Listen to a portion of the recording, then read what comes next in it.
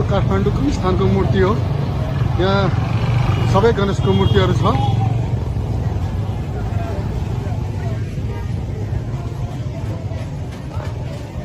हेर्नुहोस् यहाँको दृश्य कसरी राम्रो छ।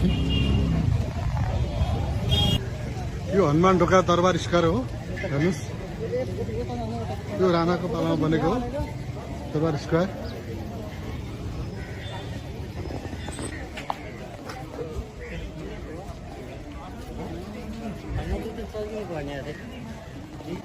यहाँ हनुमान ढोका मन्दिर पनि पुनर्निर्माण हुँदैछ।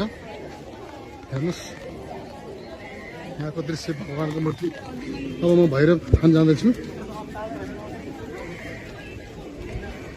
काल भैरवको मूर्ति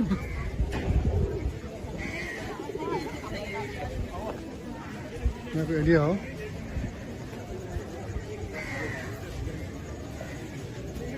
उहाँ भैरव हुनुहुन्छ, काल भैरव।